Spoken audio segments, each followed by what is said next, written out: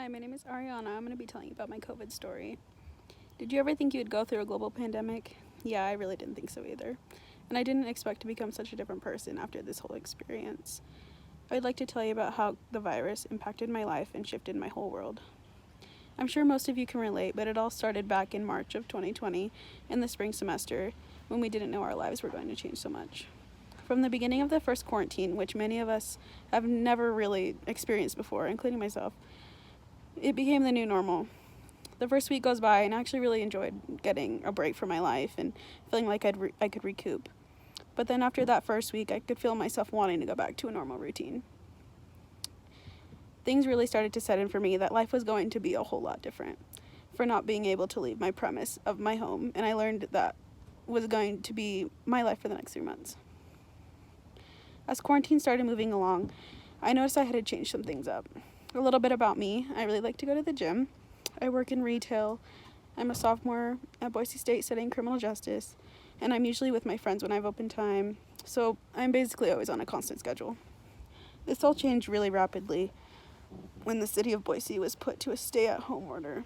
Right then and there, I felt really, really lost. Because I was in the gym 5 days a week, I had to quickly figure out how I was going to make progress while being at home, and I had no weights. The gym has been one of the things that I really love to do, and it acts as a stress reliever in my life. So I was really motivated to find a way to keep training for my own sanity. In the article by helpguided.org, the authors of this text express the importance of exercise and the benefits it has on mental health. The article goes into each aspect of mental health, such as anxiety, depression, stress, PTSD, trauma, and so many others. It explains why physical movement has such a big impact on a person's well-being. It acts as a form of medicine, I guess, for people with mental challenges. As a result, I could do what I do, finding old milk jugs, filling them with water, using them as weights, walking around my neighborhood thousands of times, and using resistance bands, which I could barely find off of Amazon because so many people were in my same situation and needed something to get them through their workout. As I reflect on these past few months, I came to understand how important routine is to me as a person. From a really young age, I'm the type of person that needs a consistent routine. With my whole COVID routine, it all just was really hard to figure out. David Nuandu, writer of Skilled at Life, writes on the reasons behind why daily routine is so important. Structure is so beneficial in people's lives.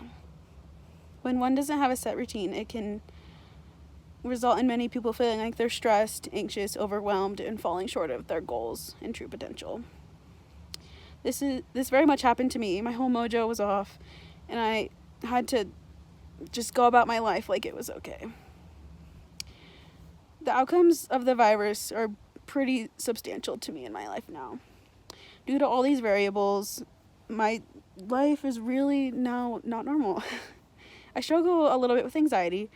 In an interview with my mother, Deja, she has seen me struggle on a daily basis with anxiety because of the inability to really do much with being home all the time. With not seeing my friends and stuff, it's just been really difficult to now be put back into that scenario since we've been out of it for so long. Having to stay inside and be distant from everything and everyone I know was really hard. She tells me that part of my personality traits have changed due to the circumstances of the virus. She notices I've become way more emotional, which I'm really not ever, more anxious and more fearful overall. It has been very interesting to see how I have changed during these times, because I really didn't think I really would from the beginning. Because of my hardships with mental health and all of that kind of stuff, I have moved out of my apartment. I'm now traveling with my parents in an RV around the world while I go to school online. And my mental health has definitely increased with being with my parents and just being together during these times. And I'm grateful for that. I'm sure a lot of people have a similar story to me, but I just want to break kind of the stigma and the weirdness about how mental health is just, not talked about and stuff. But I just want people to know it's okay to not be okay in these times, and things will get better. Thanks for listening.